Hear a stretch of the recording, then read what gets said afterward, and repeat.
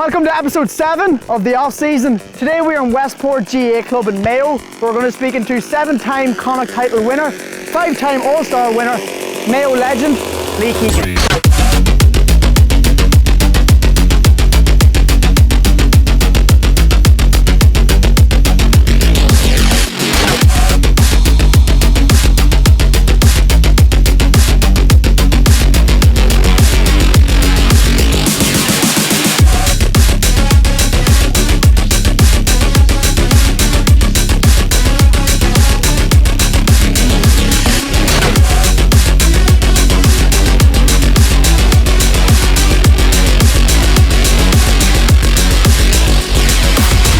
It's Lee, how are we? Good, Shane, how are you? Nice to meet you. Pleasure. Thanks. You've had a busy couple of weeks. Yeah, different. Good stuff. Yeah. Great to be here in Westport. You've seen a couple of episodes, have you? I have, yeah. I'm looking forward to this now. So I hope you enjoy my club facilities and see what's going on here. Brilliant. It's perfect weather, so absolutely no pressure on the shooting challenge and the run. Okay. I haven't shot since November last year, so no pressure. Long off season. Yeah, perfect. yeah, so fits the title. All right, let's perfect. just dive into it. Okay. Yeah, no Good worries. stuff. Okay, Lee. So, like every episode, we follow a story. We drop you right back to your underage career in Westport. Have you any very early memories? 8, 9 years of age? Well, actually, funny, I didn't grow up in Westport. Okay. So technically my probably first club was Shercock. And then in terms of GA, probably not a lot of memories. I kicked a bit of ball. GA wasn't a big thing in our house at the time. So when I moved up to Westport in 3rd class, I played for a club called Clemena. Right. So they actually would be West rivals with Westport. Okay, right. But they're intermediate junior at the moment. So I would have played with them from probably under 8s up to under 12s. And then I made the transition here to Westport. Family moved from Clemena to here. So early memories was always in Carroll Nash School, and then they're in the parish at Clemena or Mina. So would have played a lot of, say, Division 4 or 5 games with them. But I had a great time. Moved not because of the football, just moved because I was going to school in Westport. Family moved just down the road here, just across here. So it just made sense, and Westport approached me when I was younger and then just took on from there. So what age did you move from that club into Westport? Under 13s, I started Westport then. So did they approach you in terms of the scene something there for you? No, I approached them probably to see would they take me first and foremost. They were a couple of divisions higher? Yeah, right. So in terms of the school, obviously population in Westport's quite big, so Clemena is a small parish, and I still have a really good relationship with a lot of the guys there. They actually went on to All Ireland Junior a few years ago, so delighted to see them come on so far. I always take a bit of glory for that. I don't. But, a couple of caps. So, but underage, so my probably early memory is probably under 13 up there playing the West rivals, say Ballintubbers, Castlebars, Bravies, those kind of teams. So I got a real eye opener in terms of coming from probably a lower division to playing higher division football and seeing the standard that they set. Okay. Now, you mentioned Shercock there. Did you train with them at all at that age, or did you go to any of their blitzes run? Just blitzes, yeah. Okay, so it was the same as other episodes. Other lads were saying there's a lot of blitzes and stuff, right? And now, memory-wise, I probably can't remember. And the reason I don't remember because I'm not a GA kind of background kind of guy, so I was more just all sports, so whatever. So technically you've had 3 clubs? Yeah. One life, one club, or 3 clubs. So. Right, so under 13s, under 14s, Westport, I know they're a big town, were they always competing at Division 1? Not underage, no. If I look at my underage career, I maybe have 2 medals. Okay. Versus now, they've won nearly every grade between them and Castlebar. So there's a big dominant spell at the moment with population of the club. And the problem when I was probably involved was soccer was the stronghold in Westport. Right. So they got a lot of numbers, so they're very competitive at a higher level, and even rugby. So we were probably 3rd in the pecking list in terms of sport in Westport. Yeah. No, not that it didn't make a difference. We just weren't probably good enough with the group we had at the time. I think I won a Division 2 under 15 league medal and a West Mayo Minor A title. So very limited in terms of what I won. So the beauty when I have the younger guys now, I keep telling them how lucky they are. Yes. Because they're winning medals year in, year out. Absolutely, and sometimes they might appreciate that we went through some barren years, even at senior level and underage, that they're doing it year in, year out. So it's probably a good perspective from me seeing it to what they're doing now. So memory-wise, not very successful underage, probably more success in Rice College. The secondary school I went to. That's in Westport? It's in Westport, yeah. So right. Did you play rugby? I played rugby for years, What age? Played from predominantly under 15s up. Up until under 20s. So right. So just like Niall in the last episode, he played soccer and he played Gaelic, and you played rugby and you played Gaelic and alongside soccer. each other, and soccer. 3 sports, yeah. And was, like I said in the last episode, was all coaches totally understand? They were up to a certain point, but then of course when it gets to an overlap, it became a bit of a problem, and then age becomes a factor as well. So because I was so hyper and interested in sport, I just wanted to play everything. Right. So I'll give you an example of one day in school. I remember, I think it was under 16s, I had a soccer match up in Sligo. We played Sligo in a Connacht game in Rice College. Had to go to the gym in Westport with the Connacht coaches after, and then go to a soccer training session at 8 o'clock at night. So I loved it. That was what I wanted to do, like, you know. So, and I had parents who didn't really mind at all. You must be very grateful to the parents just to travel you over there. I actually was probably worse. I probably walked through it all. Oh, really? Right. Like just Seven, my brother like that, like, so we were just ingrained in sport. Two of us just kicked lumps at each other for years. Right. So. You an older brother? Younger, 1 year younger. Brother. Yeah. So. And he's playing. He's big into the soccer. Soccer. He's more soccer. He can't play anymore. He had the same kind of incident as Christian Eriksen a year and a half ago. Oh, right. Okay. So he can't play contact sport anymore. But he said that's reality. It just happens, you know. No condition, just happened from overtraining, and probably killed himself during COVID to do stuff like so. Right. Okay. But rugby, was predominantly the sport I loved underage. I represented Connacht up to under 19s. Brilliant. Couldn't get the GAA culture under any circumstance. Didn't know why people loved it. Didn't know why people were obsessed with it. And just because I didn't buy into it, I suppose, and I just love rugby so much. Then went into Rice College and was asked to play the senior GAA team, and I loved that because we had teams from Westport, Burshule down the road, Kilmina, even some from my lady. So we all different parishes under the one second school. So I like that. Yeah. And we won a couple of senior B titles. Played Michael Murphy actually in an All-Ireland semi-B in Unions. He was like the man-child then. So you can only imagine we came up against how small we were. But so just never could fathom GAA culture, why people were so steeped in it with history and all that. So it took me a long time to process that, and then went through underage, went through school, and eventually then just came to a halt where I just got the ultimatum. And that was fair enough because I was 19 at that stage, so I couldn't go running racing as much as I could do when I was younger because I was located here. And to be honest with yourself, were you ever going to get to that next level in rugby? I had opportunities, but the way someone put it, it's probably weird. Rugby union, is it? Rugby union, sorry, Right, okay. They just said, do you want to play in front of a couple of hundred? And this is no disrespect. I was playing semi-pro at the time. Or do you want to play in front of thousands in GAA? And I was like, okay, that makes sense. So we'll go for it and see what happens. Right, and the rest was kind of history. Right, so it seems to me already you're pretty laid back at that stage. You weren't taking anything too serious. No, you were happy to jump through sports. It's probably my downfall still. Right, okay. So that's quite interesting, the rugby. I knew you had a rugby background, but just staying on that, was there much skills carry over that you learned from rugby into the GAA? Yeah, I think that's probably what helped me when I transitioned to under 21 to senior.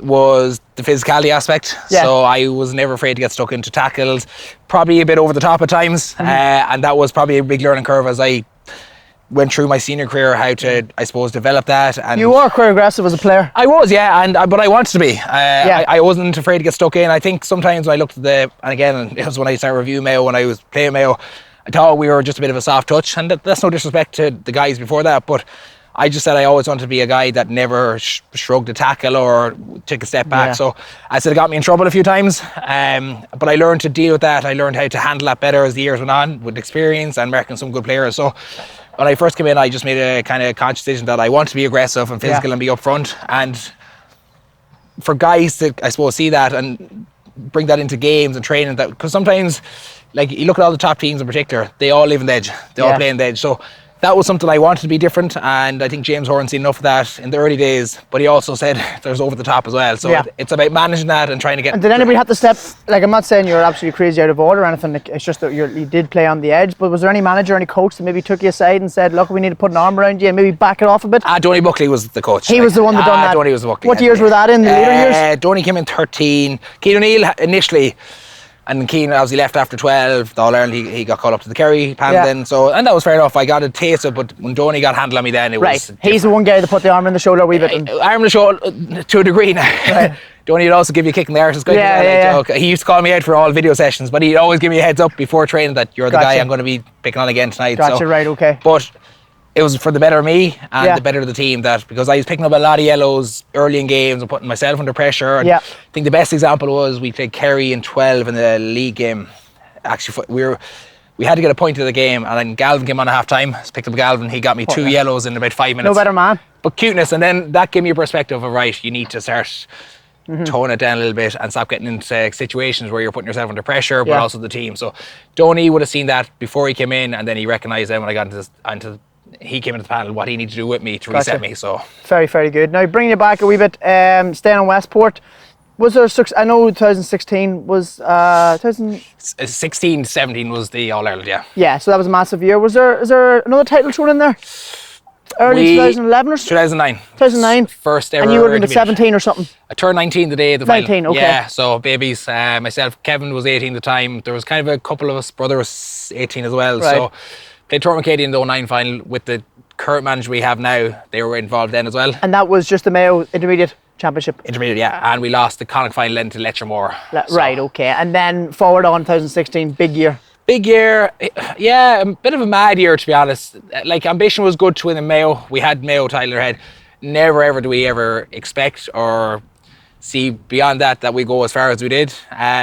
We had a mental group, as in, I remember even coming down here Stephen's Day and half of us were steamed. Yeah, right. But it was just great crack. We were just getting together. Right. Then got Ken Mayer, Shawnee O'Shea's team in the semi in January, and I remember Crazy Outsiders won. I think they were 1-5 on. But I just had some feeling. We met them coming in from the back of the Ennis pitch, and we trained in the bog in the back, covered in shite, and they came out kind of all ready to go and prepped. And there was just something there. I always took it, and the day was shite, and we were 3 points in before I knew it. I was thinking, oh God, maybe I just got this totally wrong. But the game went on and on and on. It just felt there was something there with the group. So we had a crazy year, and never in our wildest dreams did we talk about it or expect it, but the more we got together, the more we enjoyed it, and there was no pressure on us because we didn't really care how far we went. Yeah. But it just materialised into something really special. Brilliant. Who was the management team that time? Damien Loftus was involved, Michael Killeen, and predominantly. But the thing about that, not who was involved. Damien was the type of guy that let the players just player-led. Yeah, player-led. Yeah. My brother at the time involved. He actually did most S&C. Right. Okay. So he would have taken the guys for warm-ups for the games and would have done programs with them. So. And that's what I probably found the most special. It wasn't actually winning the title, it was actually having my brother beside me. The title was brilliant, but it was only the byproduct of what we did.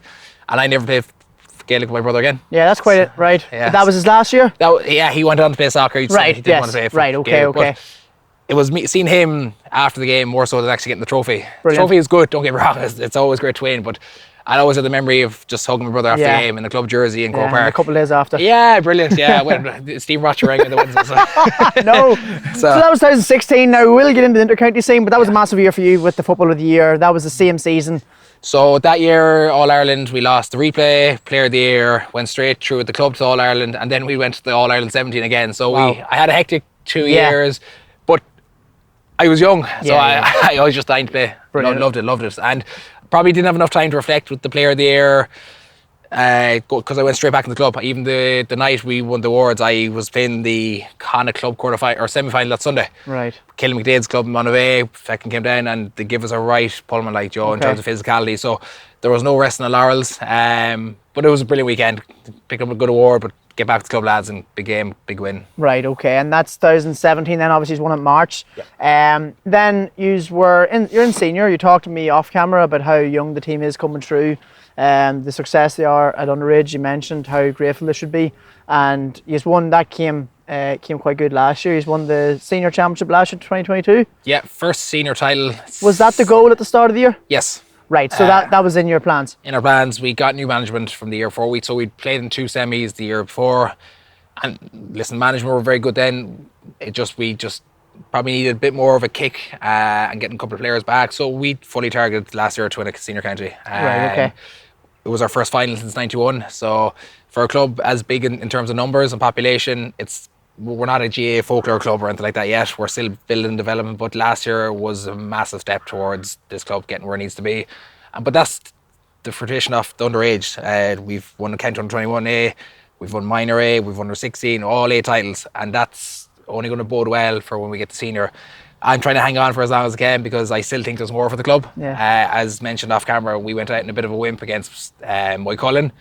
But I honestly think that's the lesson we need to get as well. Okay. We're not as good as we think we are. Yeah. We are good, but there's another step we need to get to. So last year was a huge milestone, and one I will never forget in terms of the celebrations, the having family members, having my kids there after, stuff like that.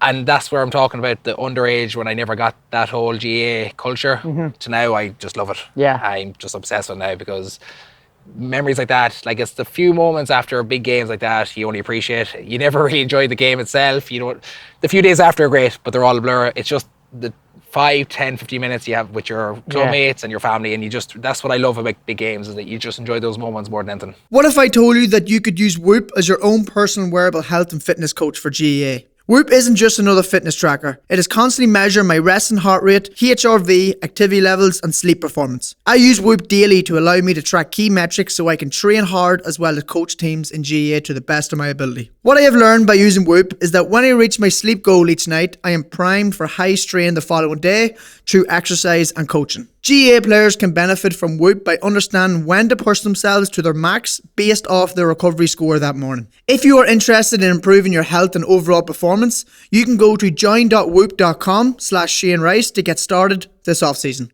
Okay, Lee, so great year with your club last year. I'm sure you're going to go again this year, and you're looking to regain that, and probably with the experience of last year, then push on maybe and grab that Connacht then this year, I'm sure. Yeah, you're probably not even looking at the we're past not, then. and that's what I tell you. I think our biggest challenge is going to be is there's a target now on our back, because it's again, always tough. Westport been a big club.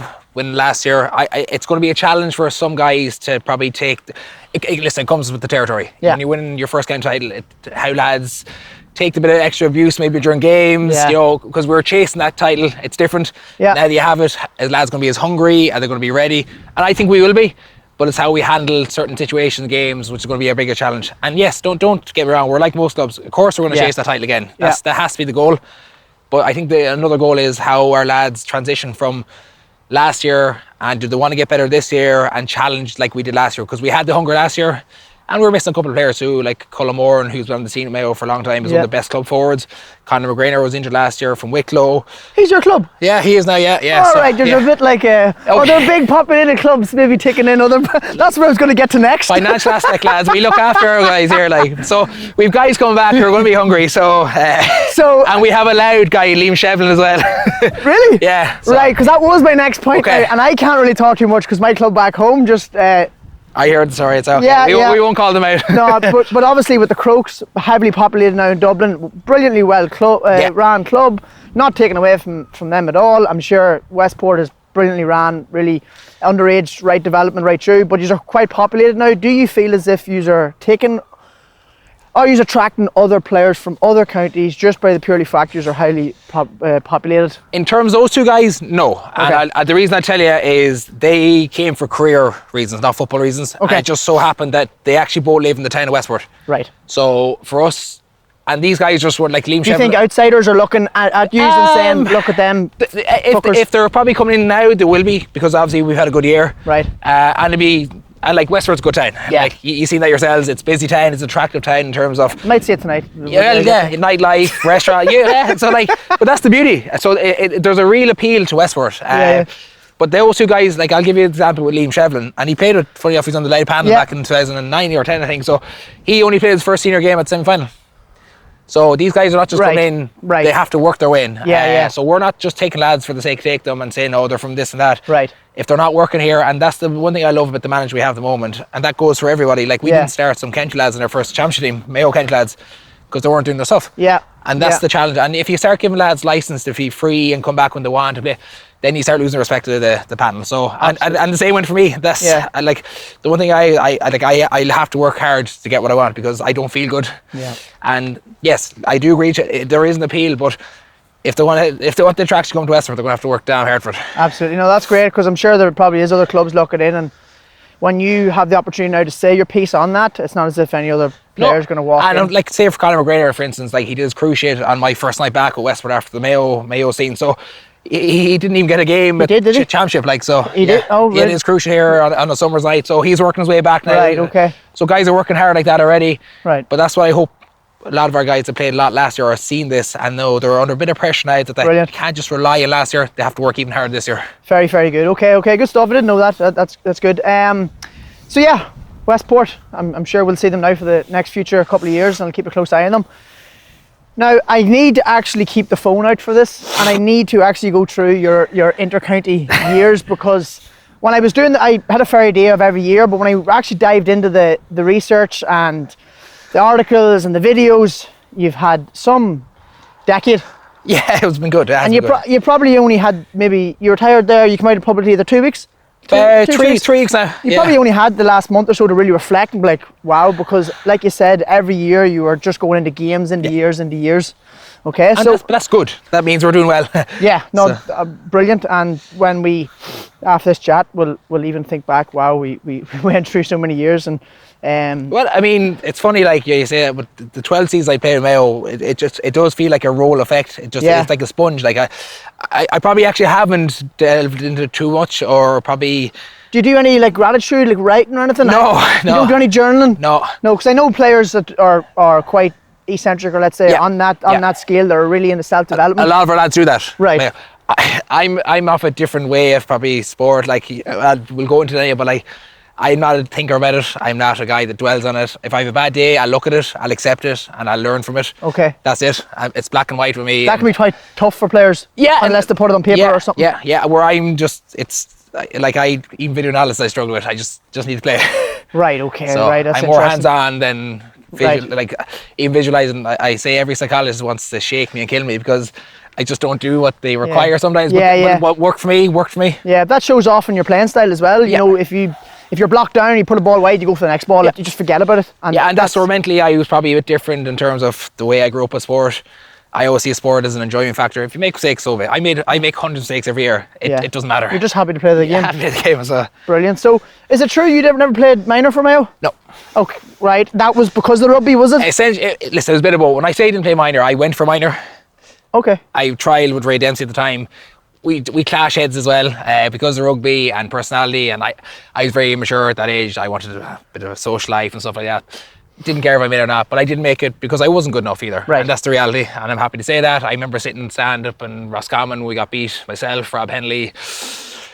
There's somebody else as well, and I just didn't recognise me at the time. So, and I never thought any further of it. Did Mayo win anything there, Connacht or nothing? No, that was it. Out. So one game, that's the way it is. Yeah, so back then it was, so didn't have a regret because I just didn't go for it like I would. But then when I was after 21, I just accepted where I was. And I said I'm going to throw absolutely everything at it, where I didn't then. So I got my comeuppance to a degree as well. So so that was a learn factor then? Yeah. Right, okay. And then under 21s you play? Played 2 years, so I got the ultimatum really then. Pat Holmes and Noel Kennelly came on board. And I would have played under Pat with the club here. He's a Western man here, so he's not born in Western, he's Ballina, but we would have got to our first under 21 senior title under Pat, got well beaten by Ballintubber, so I knew what Pat was about, and obviously been in the Mayo connection and stuff like that. So when he'd asked me would I come on board, I couldn't say no. Yeah. But he also gave me a real staunch kind of lesson where it's either this or that. And that's what I'm talking about, playing in front of thousands or the couple of hundred. So what was his name again? Pat Holmes. So he's the guy that really really took you into the And GAA. I know, listen, people talk about the story back in 15, but the whole fallout. But the way I am is I respect every coach who comes in because it's not an easy role. And not to say we didn't respect them. I know what happened. But at that time, Pat and Noel had a good record under 21. They'd done really well. So we went on to win a Connacht title that year. Unfortunately, came up against a down team that beat us by, I think it was 3 points. And then Ray Dempsey, my old Lemons, came back, and I'm good friends with Ray now, don't worry, but he was our manager then the following year, and similar to the minor, Roscommon pipped us again, and my underage career was over in the blink of an eye like that. So right, okay. One Connacht title with Mayo in 2009 and 10 then just didn't materialise. With the squad we had, we had Aidan O'Shea, we had actually 9 guys that were playing or training with the senior team that year. Right. But sometimes when you get them together, because you're not training with the squad that's there, absolutely. you're over the side. We just never got to the pitch of it. Yeah, absolutely. So, a Connacht title in under 21s, and then senior debut. I'm talking 2011. 11 senior league. I played 6 minutes against Galway in the league, and I played most of the game against Cork in league. So then championship then 3 minutes against Cork in the quarter-final and 24 minutes in the semi-final.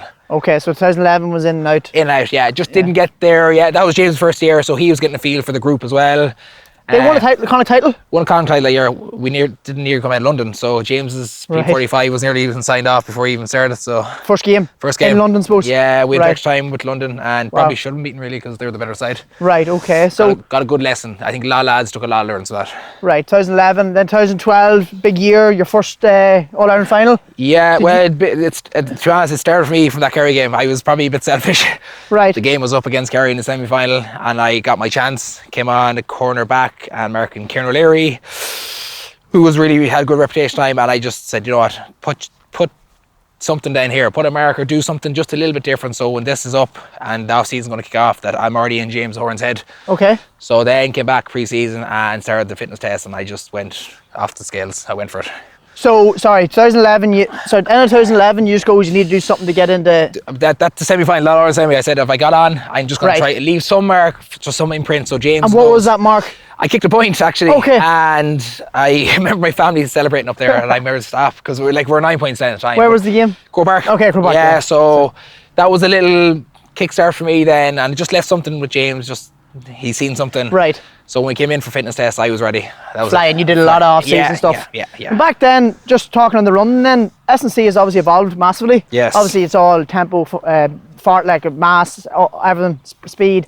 Back then, was the S&C at the same level as it is now? No, you did your own stuff. Did your own stuff, but like say even fitness test wise, different to what we do now in terms of how it's managed, how it's set up, how it's categorized for players, stuff like that. So it was nearly like some of them were like, it's built for one, but then depends on position, all that stuff as well. Very generic and back then, and a lot of road running and stuff, and just keeping the timber off. You know what I mean? Well, that was it. That was half the battle. Half the battle. Like, and pre-season was different, even, or off seasons even different. Then so now, like lads are looking after themselves all year round. Absolutely. Because they know the effect it's going to have on them. Performance-wise come back, but they're also going to be chasing their tail when the young kids come in as well. Absolutely. Okay, so 2012, big year. So you got your chance in 2012 and you kept it throughout the whole year? Whole year, I started off cornerback against Laois, American Paul Cahalane, and played our man in the second game, got man of the match against Armagh, and I just never looked back. Started playing cornerback those games, then I begged James a little bit, can I play halfback? Right, okay. So I got my number 5, and once I got 5, that was it. 5's your favourite number, is it? Favourite number, yeah. It was up till my latter career, but then... Well, looking back now, 5 was the time you enjoyed the most. Yeah, it's just a bit of freedom, and I suppose when you're young as well, and you're, like, my capacity for running was different then as well. I was a real fitness guy, I would never stop, so... Got my championship debut against Leitrim and Castlebar, and just, I never looked back, to be honest. Probably got a real hard lesson in the semi-final against Dublin. So I was actually American Paul Flynn, one of the forum guys in the country. I'm actually thankful I broke my finger because he was giving me a toast after 13 minutes, and I never got, probably the only time I was really nervous for a game. Right. I seen 80,000 sea of blue, and obviously they were All-Ireland champions the year before. All-Ireland champions, and it just sucked the life from me. So it probably worked out well that I went to the hospital, and we got over the line thankfully, and then come the final against the goal, I felt just as I was in my back garden because I'd learned so much from just even running into the pitch, what the atmosphere is like, the colours, the whole occasion. So I said never going to happen to me again. So it was probably one of my best lessons in terms of 2012 semi-final. Yeah, and the Hill 16's the whole lot, a pretty place to be. Oh Lord, I found out over the years. Yeah, my girlfriend's family are die-hard Dublin fans, and they live in the Hill 16. Now they're telling me that wee Billy is going to be in the Hill 16 soon, but that's your problem. I know, so I'll not be in the Hill, but that's all right. I'm sure you had many moments in the Hill. We'll probably get down in the later years, but 2012, so that final, who are you on that day? Mark McHugh. Mark McHugh, someone that suits you, a lot of running. He was top quality that year. Yeah, and probably the way his role was defined then is, I actually essentially had a free role in the final. You didn't push up with him, you'd let him go, and then I just played around, so and probably had one of my best games that year. Now, Mark was influential for them, don't get me wrong, he did a good job for them and they won the title, but on an individual performance I came out really happy with how I was, obviously gutted because we lost, but at that young age in All-Ireland final. But I felt comfortable in it because I'd learned so much from that semi-final that I said, just accept it. And I honestly, I felt like I was in this bottom pitch here, just kicking the ball about. Yeah, right, brilliant. So, Even at that young age, your first All-Ireland final, you felt All-Ireland, really comfortable. Yeah. Okay, that's great. So, just in that off season, then I know you took a lot from the year before. Did you feel as if because you had such a good off season the year before, is that what you kind of copied the following year and the years after? Just kept rolling through, yeah. Right. And just, I suppose when you're younger as well, your body doesn't go through as much pain as when you're a bit older. That recovery and rest was key. Where I just kept going and going. Right, So okay. it was just, I was like a hamster in a wheel. Right. I just didn't Genetic stop. freak. That Yeah, you're able to I just didn't want to stop though. Right. So, did you play any sports in the off season? No. Just went back to the club and Did then, they even soccer or rugby or anything? Nobody asked for you? No. And because I got too engrossed in Mayo. right, okay. I became obsessed. Right. I became obsessed with being just a Mayo footballer. Right. And that probably did negate the club a little bit, because I probably did push the club for a lot of years back then and didn't see it as important as I did in the latter years. So, Gotcha. So they probably felt the most impact from me not being involved or try to be involved as much, where all I had was Mayo. Right, okay. So learned a lot in 2012. In 2013 you went to another All-Ireland final. So what I'm going to say is, don't not this come across right. So 2012 you lose the final. You're happy with your own performance, your young age. You probably felt as if you're going to be in a couple of All-Ireland finals down the line because you were a confident player. Yeah. Would that be right? That's fair enough, yeah. And when did it click into a stage after 2013 you lost that final? You were like, okay, hold on a second, football runs pretty quick here. Am I going to get a chance? Did that ever come into your head, or were you just forgetting about it and going again? Yeah, I think I would have forgot about it probably quicker than most, because again, I would thought it from the point of view is that there's another game around the corner. Right. Regardless if there's going to be a final. The reason I used to be upset back then, and I said this kind of openly, is that football was kind of my sole responsibility. So again, you have no kids, you're not married, so you can commit and be as selfish as you want. So I used to be quite upset because the whole year in that final whistle, it just comes out. Yeah. You just put so much into 9-10 months and it's over.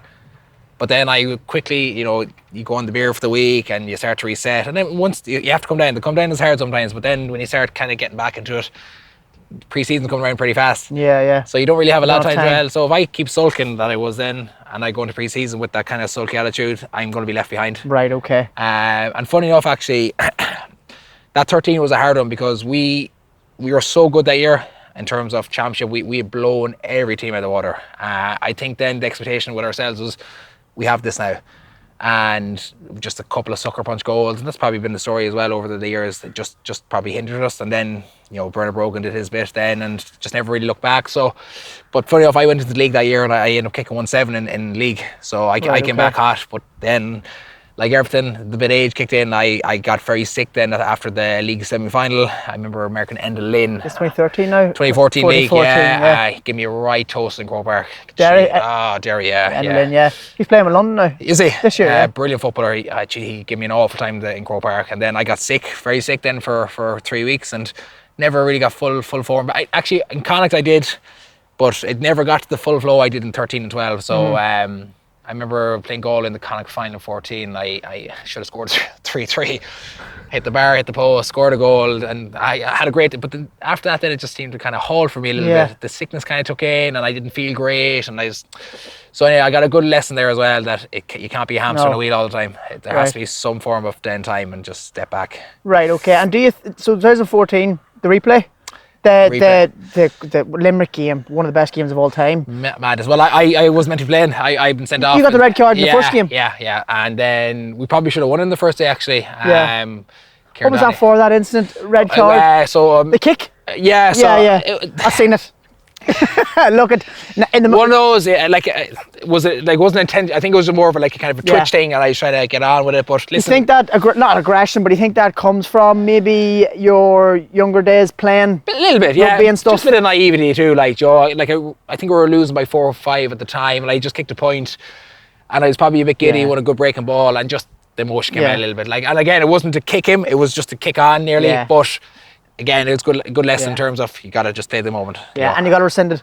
Rescind it, which is highly probably controversial. It was actually on a technicality. All red cards have been getting rescinded. So, but again, went into Limerick then, and probably my prep wasn't there though, because I'd been in Dublin that Thursday night, didn't go home till late. We were going to Friday then, game on the Saturday, so just turned into banana game then. Bananas. Referee had a tough. Now, I can't blame refs. I'll tell you straight. And this is not the case. So would you I blamed even more than the referee. Would you give refs a hard time? I did earlier. I would have meant enough. Right. Then I started. I actually, funny enough, I learned from Dublin. You can respect the referee, but also talk to him in a constructive manner, rather than this big F and blinding at him. Because all you're doing then is you're getting in his eye line and ear, and he's already looking at you then thinking. You really respect the young people watching this. If you give the respect to the referee, you should get it back, all right? But there is times where the referee probably isn't as respectful. But you can do it constructively. I still think the way I look at a referee is a human being as well. Yeah. So if he gets the respect he deserves because he's doing the job that we can't do. Yeah. You can still challenge him, but you can do it constructively. And a referee will always appreciate that rather than this big F and blinded. Of course. And now, psychologically, would you always, like I remember working with sports psychologists, would you shake the referee's hand? Would you have any psychology towards referees to get them on your side? Or? Not really, because like I always think like the referee's still going to have to make a judgment call anyway at a big stage. Like people always, just take Cormac Riley. Like I know a lot of people probably blame him, but like the reality was we still conceded 3-16. Okay. You know, so like although listen, there was probably 100 decisions we should have got. Yeah. We still had a chance to win that game. You know? Yeah, when you look but at then that, you take David Warren's performance as well, probably one of the greatest midfield performances I've ever seen. So you take all these things into account. Yeah. You know, we have to take some responsibility as well. The referee took enough after it, but listen, Kerry went on and won the All-Ireland, so they have no regrets or gripes about it. And I don't either. I don't have regret about it. So. And 2014, you mentioned you were sick for a bit of that year. Yeah. Did you take a break then after 2014? I did. I took a bit of downtime in terms of that off season. Again, where the club probably got a little bit impacted again, but I just had to for myself because I put in probably 3.5, 4 years of hard work. Yeah. And then 15 came along then and I was ready to roll again because I took a couple of weeks to myself, probably put on a bit of weight, enjoyed the off season probably a little too much. So, and then came back 15 ready to rock. So just watch the cameraman doesn't fall over the goalpost. 3-pointer. That would have been funny, right? It's right over the mark. So 2014, so when I say I was sick, I ended up getting like quite ill from, I think it overtraining. Overtraining. Yeah, I was killing myself training day in day out, wouldn't take a break because I was young. I thought this is it, like, Joe. But I wasn't that young. I was 24, 25 then, youngish, like. But I put so much effort and probably commitment into the years before that I just needed to listen to my body a bit more. Yeah, no, absolutely. So, like, just on that break, or you said you had a bit of a break that off season, that probably helped the following 2 years after. Yeah. So it's as if you went really hard for two years, take a wee break, go hard for 2 years, and then as you got older, that probably had to go maybe a good break after every year. So we're at 2015 now. Like I said, every year you've had a massive impact in the GAA world, in your performances, in Mayo's performances, getting so far every single year. And the replay, the semi-final loss against Dublin, talk me... Huh? He's laughing there. Right. Dublin here. It's always Dublin. Oh, yeah, he's getting a good giggle behind the camera. So Dublin, talk me through 2015 then, because you didn't reach the final. Anything stands out for yourself? 15 was probably the start of myself and Jeremy Connolly's kind of rivalry a little bit. Particularly in the first game, we had a bit off the ball spat. Did you enjoy Mark and Connolly? I loved it because he was better than me. Yeah. Skill-wise and everything. And that's probably what pushed me a little bit more, that I was outside my comfort zone because I knew the guy was better than me skill-wise. Yeah. Ability-wise, and sometimes that kind of can be a driving factor, and a lot of lads might say that. Did you put the hand up and go, I want him before training? No, I just give him. You're just giving you. But I wanted him too, like, deep down, like. Brought probably the best out in you. Yeah, and. But you got a lot of scores off him too. Yeah, like, we broke even probably, two of us fairly. He came out with the medal, so he doesn't mind at all, like. But in terms of probably 101, I'd say we probably broke even. Yeah. But he was a guy I respected because he was so good. Brilliant. Okay. But that 15 game was probably nuts because I think Dublin had absolutely pulverised us in up to 55 minutes, and we got back to level, had a chance to win it. Mikey Sweeney, Jack McCarthy blocks it, and there was the big moment. That was the key moment probably, and it was a brilliant block. Then the replay, I actually had a big moment myself. Killian O'Connor just got the goal, put us 3 up. You didn't hit the net that game? No, got a point. Got a point, right? And I had a shot from about 15 yards out, and I left it short, and it just gave Dublin the kind of the open door. Yeah. They went on and finished. They beat us by, I think it was 7, and then so. Right, okay. Philly Mack was man of the match. Yeah, he was from nominated for Player of the Year that year. Strong year. Yeah, we chatted about that one of the episodes. Yeah. Episode 4, and just on the Connolly thing, I know you've talked about it in the past. You probably you had a podcast there recently. I think you talked about it, but did you chat off the pitch at all? Even All Stars, nothing. Oh yeah, like if he was there, we chat. Like we're on the international rules team together. Right. Okay. So like, I mean, there was just football. Well, Darren Hughes made an orca one day because you know Hughesy, like you know. So and then he said something smart in the team room. So I ended up going out like laughing but kind of crying. Yeah. Right. Okay. But it was for the fun, breaking up the kind of. I suppose I think more people were more tense than those two. Yeah. Because they probably realised what had gone on, and so. Yeah. But in terms of I met him in coppers or bits like that. But like, listen. I'm very much like whatever happens on the green grass and white line is beyond. You never bring it anywhere further because it's not worth it. Like no, absolutely. I remember that time two years going at it. No, it was top class. That's what sports about. So, and sometimes it probably did go too far in the pitch, and I put my hand up with that sometimes. But I suppose that was the nature of our business. Is that we're trying to compete for the ultimate prize essentially. So of course you're going to try and do what you can to win. Absolutely. Okay. So 2016 year, obviously we talked about it in Westport, the club year, probably you had your prime that year, you feel? Yeah, I had a good year. I suppose Rachi came in 16, so new management. Obviously, we had a tough time that winter with Pat Holmes and Noel Kennelly.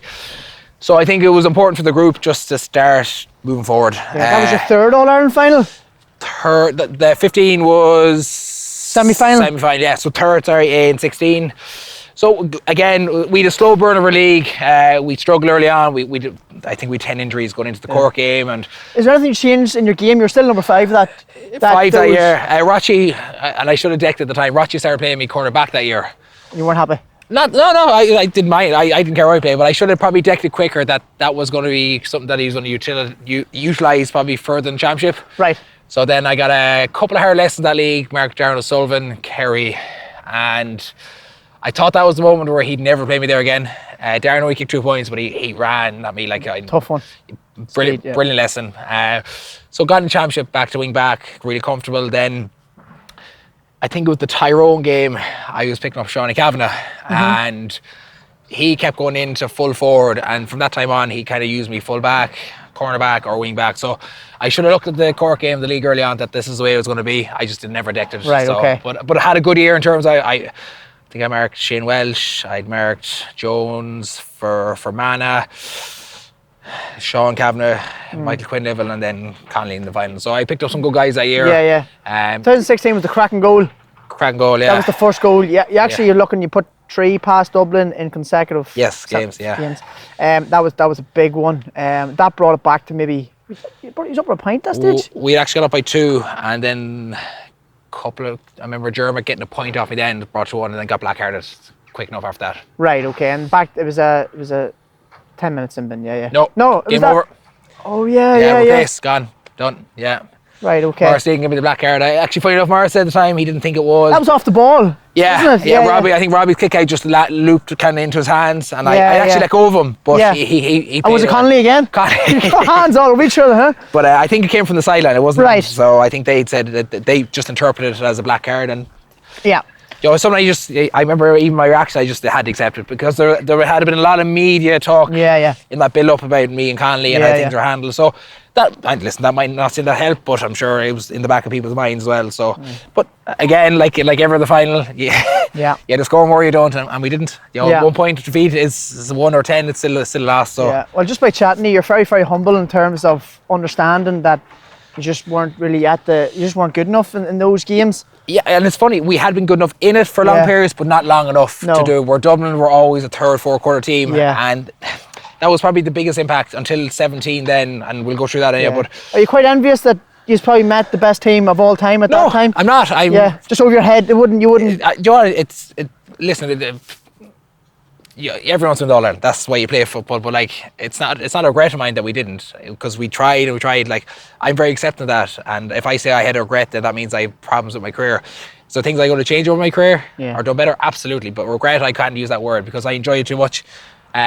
But we came up with a team that was but we had opportunities. So that's the thing. They are, and I've said this for years, they are the greatest team I've seen. But we had plenty of chances to kill them as well. Yeah. So. And when we started beating them, it was probably just a tad too late. Yeah. Like the last couple of years, we've beat them twice. If we'd done that in them years, who knows? We could have won 1 or 2 or 3 All-Irelands, but that's in hindsight. So. Right, okay. So 2017, would you say 2017 hurt the most? It hurt the most because we nearly had the most complete performance in the final. Yeah. And that's why, but 16 and 17, the reason 16 and 17 probably worked really well for us because we were given no chance because we'd been eliminated from Connacht early doors. Galway or Scotland beat us in back-to-back years. So we went through dodgy qualifier games, not playing well, and even 17, you take the Roscommon game. Yeah. We were all over the shop. I'll never forget it. We were just, we were literally a team just ready to be beaten. And once we got the draw in that game, then it felt like there was something there. Right. We had a bit of a kick then and got to that final. And I'll be straight up, we were as confident as any game we That had was played. the goal, you hit into Hill 16. Hill 16, yeah. And You did a bit of a pump to the Hill 16. It was short-lived. But that game just, because it's funny, when I look at that game in terms of stats, we actually had the highest ever losing score. We hit 116. So if you told me 116 for the game, we're winning All-Ireland. Like that's prime Mayo, prime Dublin. Prime Dublin. But if you look at All-Ireland for that, that's probably one nearly over All-Ireland. That's so mad. it just shows you that, the depths we had to go to try and beat them. Yeah. That year in particular hurt because we played so well for so long, but then it looks like Jeremy Conley came on.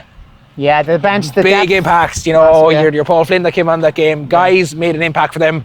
And we were probably just on our last legs going into the last few minutes. And then, listen, the whole incident with Dean Rock and stuff like that, it's not savoury. And I've openly talked about it too. But have you talked about it much? Look, I get more slag about it and crack about it then. But was it wrong? I totally accept it was wrong. What came into your head? I have no idea. Was it on the floor or did you personally? No, I took it out, yeah. So. And did you have that pre-planned? No. That's genius. Yeah, never thought of it. No, yeah. That's genius. So, just I suppose you're looking at losing to whatever your number I think it was the 4th All Ireland and yeah. Just you wanted to win that bad. That one, badly because we'd gone through this kind of rivalry, and it's probably hard to say it was a rivalry because Dublin got over us the majority of the times. But we've been that close. The team had been that close to Dublin. It just felt like this is the one now. And when Dean kicked that score, you just what would have happened? I wonder if he had to put it wide. Kilmacud Glen, all the way. Replay. So, but listen, that again, I'd never use the word regret. But listen, that's not. I don't want my kind of reputation to be based on that one. No, I don't think so. From an outsider, and it's totally wrong. I've admitted that straight up. But again, if people are in my situation, what would they've done? Would they have done that? Maybe not. But they probably would have done a lot more just to get a chance. And that was the reality what we're staring at that time. But that was the height of our rivalry at that time, probably as well. So we're nearly at the end of the, we're getting there. We've a lot we went through so far. Now, the next few years, probably the big thing was injuries. I went on a spiral of surgeries from that time onwards, Yeah, so you had hip injuries and you had a shoulder dislocation. Yes, so 2 hips done back to back, a week apart in Was that something that came from sport? I blame Donny, he does know Donny Buckley. Donny Buckley, Actually, Donny came from, it's in hindsight again, it's the small box drills, tackling. Two in? 2 and in, 4 3 in the corner? Yeah, Worst drill as a player? As a best drill that probably brought me on in terms of my tackling, footwork, being comfortable in one-on-one situations. And would he coach that before he was in, or is that it? Yeah, no, coach. And do you mind me asking, is there any key points that he was just use your body, hand? Footwork. All so footwork. Always been active footwork.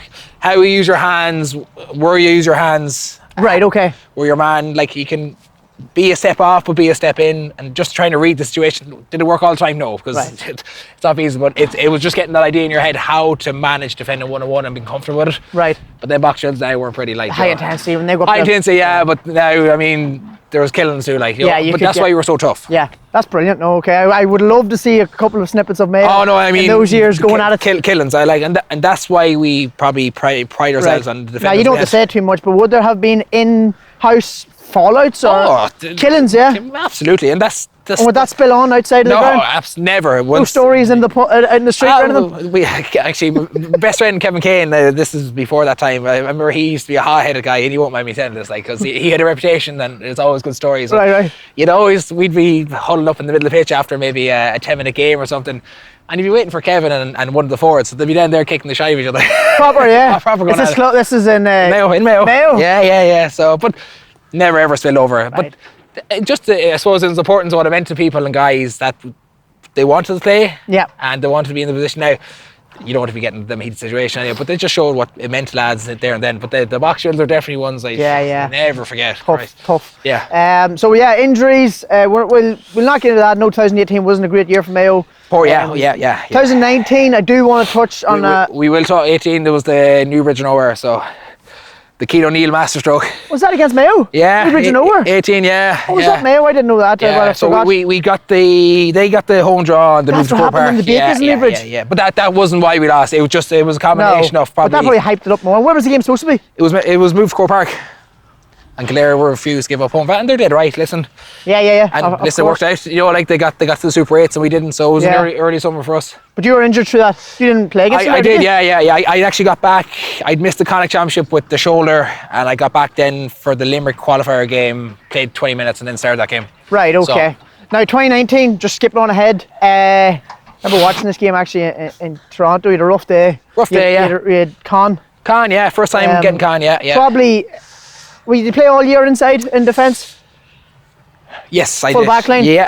19, no. I didn't. I played half back. I played the game before that on Murphy in full back. So. Right. But Murphy's a handful as well. I would imagine. I first half did well. Second half he got on top of me. So, but a good lesson again. And then when James said I was marking Con, listen, I was very excited. Marking one of the hottest guys in terms of performance and playing at the highest level. I didn't mean looks wise, just in case. But that was going to be a tough one because I knew what he was about. And I remember the first half kind of passed us by, two of us, and I was thinking, this is not bad. The 12 minutes after half time was just. He probably got told, or the team probably went to the more direct. Yeah, I slipped for the first goal, but it was his movement, that backdoor cut one. And behind, and I slipped because it was so good, the movement, not because it was unfortunate. And then the second goal, he just burnt me. So yeah. But it's funny, that game as well. Not the first time, won't be the last time. First 2 championship goals ever conceded. And did you concede any after that? Or anybody hit the net after that? I think I might have marked McCurry in the All-Ireland the year after. Possibly in the 21 final. You've only conceded 2 goals in championship. Yes. In your career. Yeah. Wow, that's a good. Maybe that's something quite not common. PD Hart scored the first goal ever on me in a league game in 14.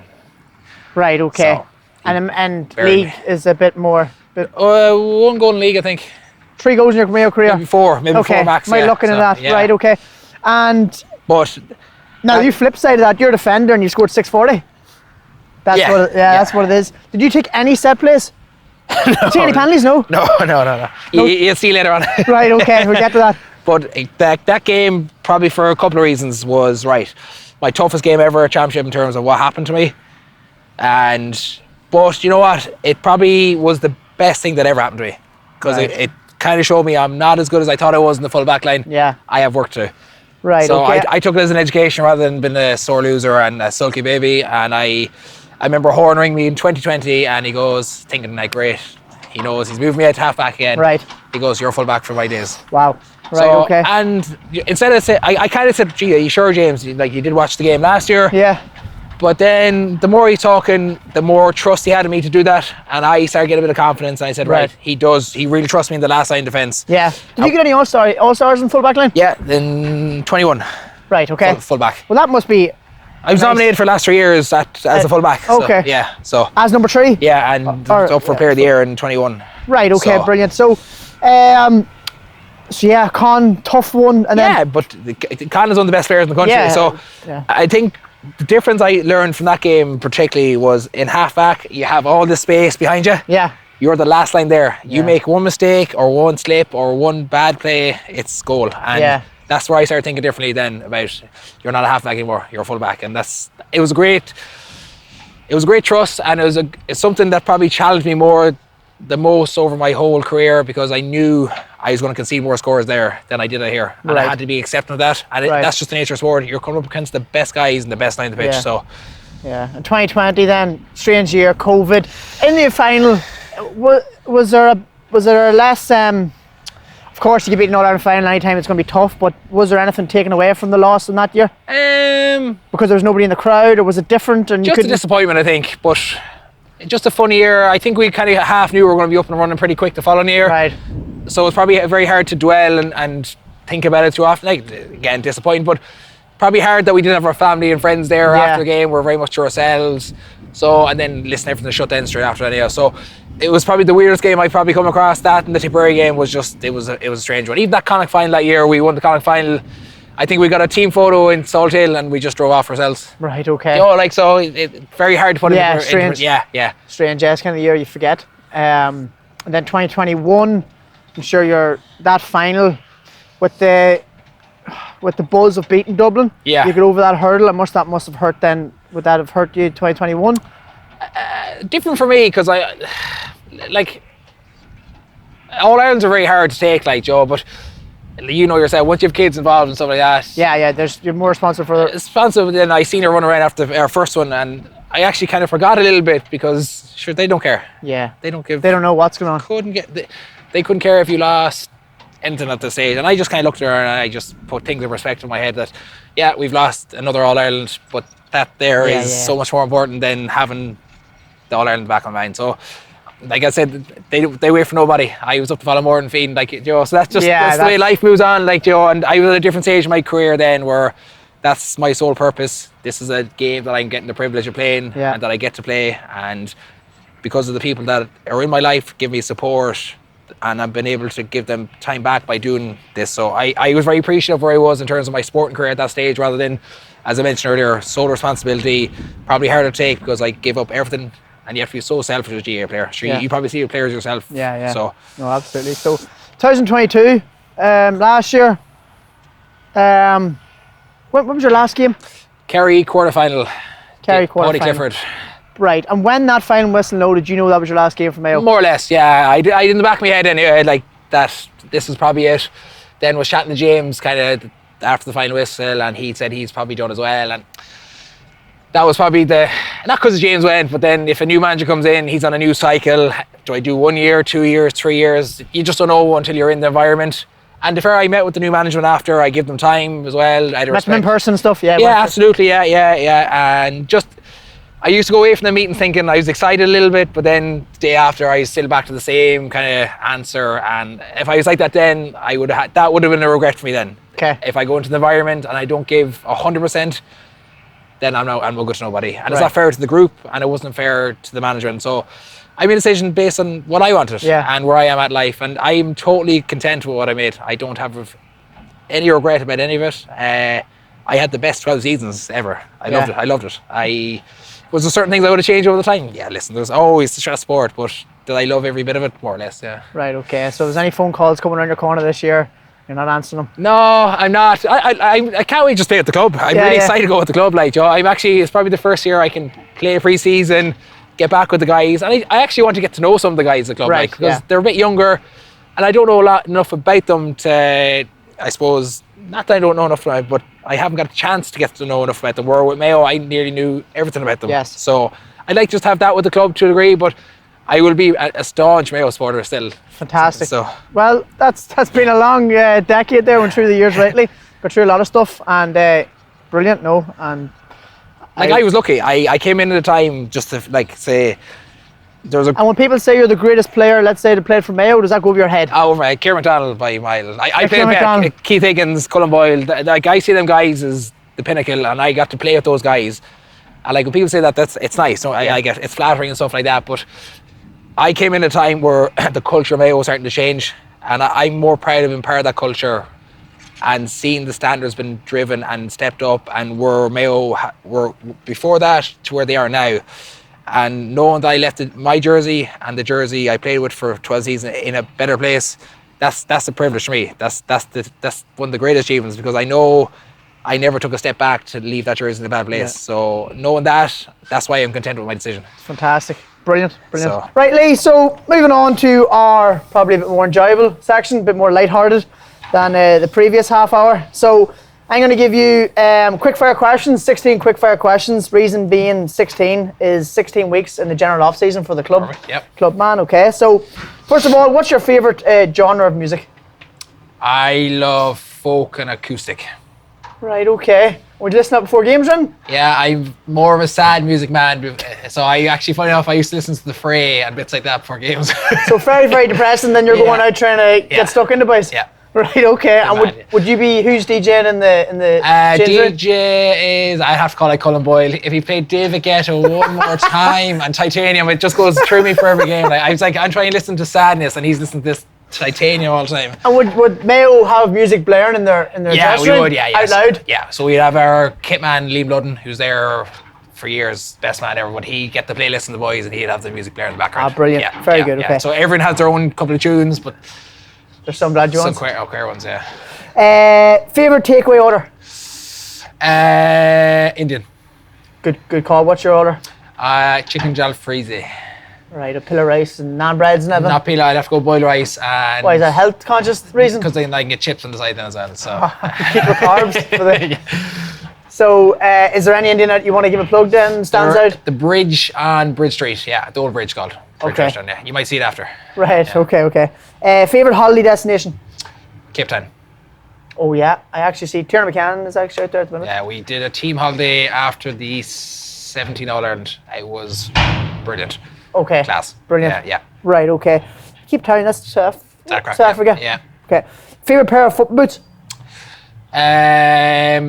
White. Well, You always wear white boots, don't you? white look faster doesn't mean it is faster, but these actually one of my all-time favorites.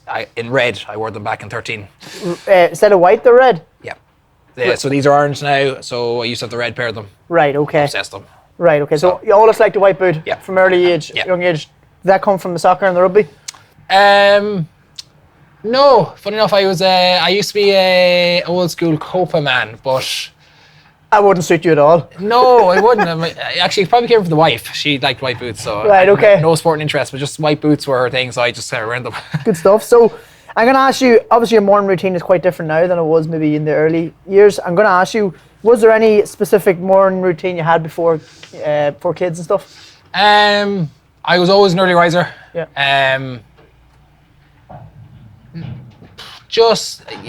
You just get up and just I used to have a little bit of downtime in the sitting room, watch a bit of telly in the morning, where I don't think we see telly till about 9 o'clock at night. Yeah. So it was probably more the mundane. So I suppose I worked earlier in life, so I was always in the workforce. So I was up maybe between 6 and 7, get a coffee, obsessed with a bowl of cornflakes. Or every morning? More or less, yeah. What do the nutritionists say to that? Okay. They probably don't know, but I always use porridge. But just like cornflakes, man, look, that's just a little routine I do now. Like, so nothing major. Would you get up, do stretching or anything No. crazy like that? No. No. Just get up and chat with the wife probably in the morning, have a probably 20-minute chat, and then Right. either go on your day's work or now, as you said, with babies, is Yeah. getting bottles ready or try to survive to get to work. So. Yeah. Okay. Good stuff. So favorite drink of choice, alcoholic and non-alcoholic. Now I will ask the same. Are you a big drinker, or would you like your off-season I drinks? do, yeah. The lads will tell you otherwise. I was, and not as much anymore, but I'm a big Guinness man. Yeah. Guinness definitely, and I am coffee obsessed. Right. I Many mean- coffees have you had today? 3. And would that be standard? 4-day predominantly max, yeah. Are you going to get another one? Absolutely. Right. So 4. Flat white, or I do like a skinny latte. Right, So okay. I'm still trying to get your choice of coffee from earlier, but I'll come around to that again. I'm an oat milk. Oat milk guy. So Guinness, and you're a big coffee man. Yeah, Okay. Just on that, do you caffeine before games? I would be conscious of caffeine before a game, so I tried to have one before a game max. I sometimes I found if I was having, and I tried it for 3 or 4, I get jittery with games and Yeah. I nearly get overstimulated. Yeah. And I'm not getting to the pitch where I should be. So I cut down caffeine predominantly before training and particularly matches. So Right, okay. more just kind of hydration, basic stuff like that, but not coffee obsessed for particularly when I was going to play matches though. Okay. What's your least favorite football ground? Place you didn't like to go? McHale Park. Yeah. No, Hostile? we struggled a lot in McHale Park, but probably the least one. Wow, a lot of good grounds. Old High Park. Right. Okay. Why? Horrific. Just Everything about it. Didn't like from the graveyard at the back to the pitch at the time. Hostile crowd. I probably coincides with Salt Hill a little bit too, because there's never a day it's not windy. So Right. and they probably say the same about McHale Park. So the new height I love, but the old one, gee, I could never get to it. right. Okay. And then flip side of that, your favorite? Favorite Gaelic grounds, Crow Park obviously. Yeah, but Gaelic grounds or Parky Queeve, Glendolin. Cork. Yeah, pitch same, stadium a bit different, but class. Great surface. Yeah, looks great. Never had it. Latter years, I eventually got to play in Semple Stadium, Okay. and brilliant. Right. Class. So South seems we were the big pitch there. Right. Obviously with Okay. the- Calm. No mad wind. Just. Yeah, and hurling size too, so you get a bit more time to play ball. Okay. Bigger pitches. Bigger pitches. Right. Yeah. Suited you. So Now flipping on to your favourite personal score. One that stands out. You really. Tyrone 16 left foot, Croke Park. Oh, you got two that day? Two you that got day. one straight away on the right? So the story around that actually, and I was asked recently why I picked that score. So that whole year I was kicking down the left-hand side with my left foot. So I took this notion, and Andy Moore used to give me hell for trying it. He said, never you taking it. Like I was a 1 out of 10 in training. Yeah. I never got any better. So I took this mad notion in Croke Park against Tyrone that I'm taking this left foot shot. And Lord and behold, black spot. And I looked at Andy and he just started shaking his head. And I said, practice makes perfect. So just on that left foot, you come down this left side. Hogan side, yeah. What about the goal against Donegal? Was that? I seen Papa Dirks off the line, so I said I'd go for a chip shot. Are you serious? No, I'm not. No one just Dirk. You went for a point. Half when I had an awful. You went for a point, Lee. Yeah, but I had an awful routine of leaving it tight. Right. With the hope that it might loop in some games. You went for a point. Yeah, I went for a point. Trying to justify this, that could work. Sorry, Durkin. Pre-game ritual, superstitious as much? No. Short Relax. Yeah, chill out. It could differ from any game. Probably, I'm very talkative and hyper, but I'm very relaxed at the same time. I say nothing. Just even before the hours for a game, I just want to kick back, take in the whole kind of the whole time I'm there. Yeah. And would you sit in certain places in the bus or the dressing room then? I was always a mid to front guy. Right, okay. Probably because of age and stuff, but I like sitting my own. Okay. I like my own company for a game. Right. And I was never a big talker before games or a shouter. I just listen, go and do what you do, end of story. Right, okay, very good. Now, do you track performance or anything, or old school? Do you have a Whoop, or do you have anything? You just use your GPS? Yep. You never use a Garmin or anything? Nothing? Got a Garmin because I started running a little bit. Right, okay. But when we started doing GPS, a lot of us got obsessed with stats. And what I started doing was negating a little bit by performance. So I stopped reading too much into stats. But if my performance is good, then I knew my stats are going to be okay as well. Okay. So the biggest thing we took from SC was probably high-speed distance covered, explosive sprints, bits like that, but never overly emphasising distance cover and stuff so like that. Off the pitch, you'd never, general health, never tracked in? No. Never tracked your sleep, never done anything? Okay, that's quite common with everybody we've had, really. Okay. So, tight one here, I think. You had to pick one, Killian O'Connor or Andy Moore?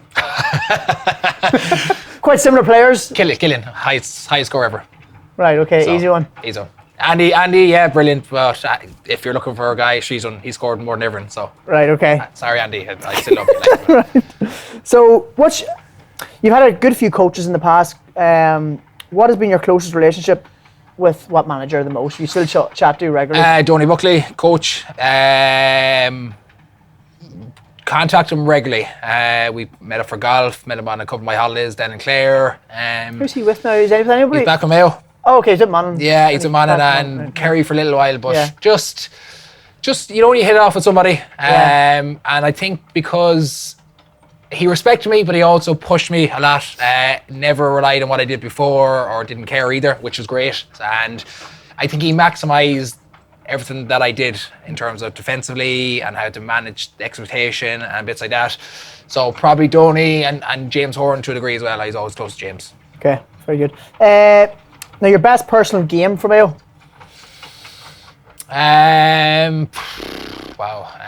Best game. The Donegal 15 was one of the good ones I had. The whole game just seemed to take off. The All-Ireland 21 I was good.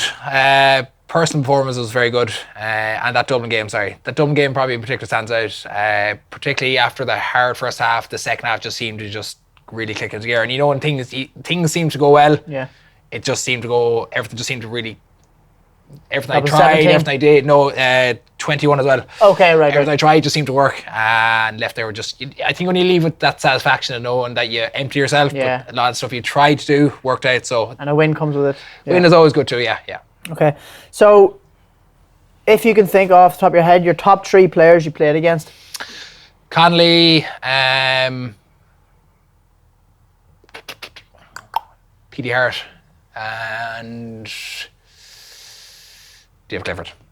Yeah. Oh, you marked Clifford? Marked a few minutes, but not that I think it's the fact I got to see him up front live. I realised how good he was. That good? Yeah. He's serious height, isn't he? Height, speed, skill, everything.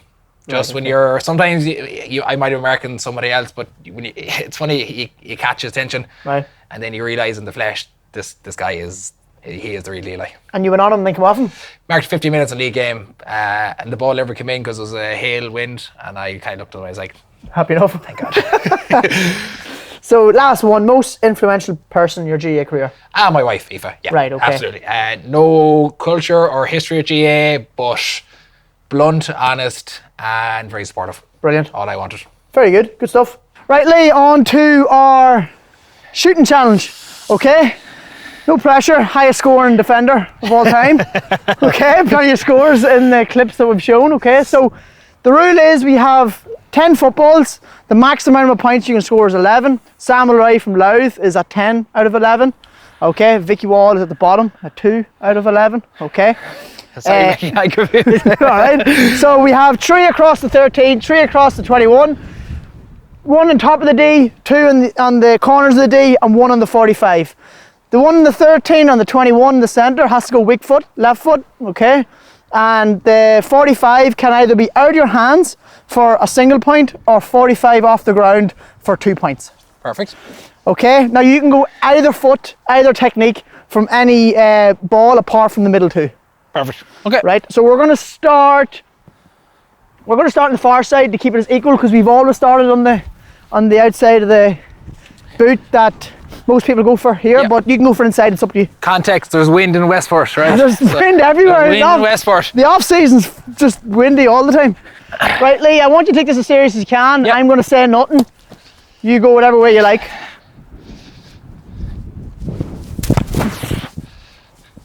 Love it, okay. Short. Was that over, yeah? No. No, drop short? Short. Okay, into the middle, Lee. Oh, sorry, yeah, perfect. Yeah. I thought that was over. I don't think so. I don't think I went over. CMO. Did it go over?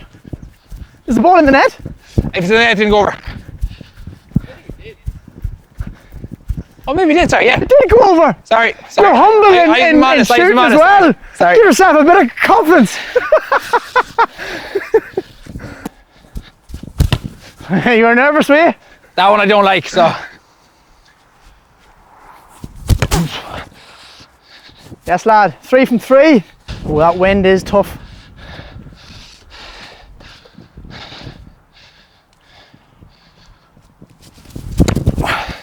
Come around, Can't give it. 3 from 4. Good lad.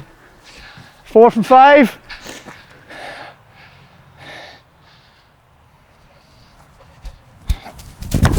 Oh, short. Nah, well short. That one's short. Didn't hit that well. Okay, 4 from 6.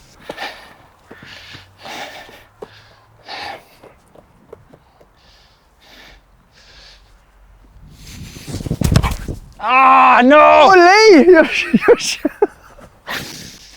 This one then? Yeah, 4 from 7. Fuck.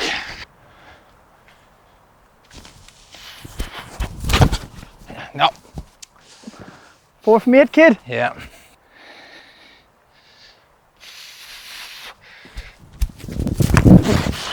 Score. 5 from 9. Yeah. And the last one's on the 45. You can go off the floor to go for 2, or you can go out your hands to get a solid 6. This is a disaster.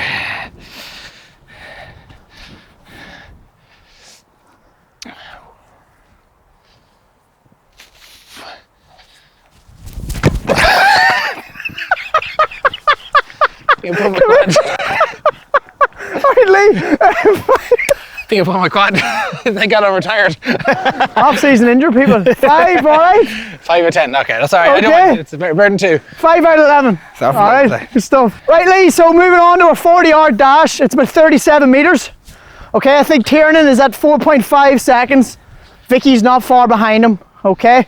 Smooth. Now, what I will say, just when we are on episode 7, I need to get speed gates for this, probably for the next series, because I'm a bit dodgy here with my fingers, and I do try my best, but speed gates will be coming. All right. If any sponsors want to do speed gates for me, that would be great. Hey. And we could mention, there we go. Whoop whoop. Yeah, Whoop, you want to come out with speed gates? Perfect.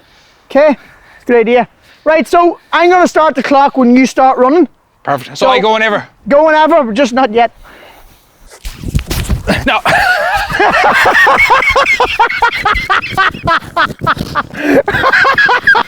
You alright? Yeah, I fell. I wasn't looking, I'm looking at the phone.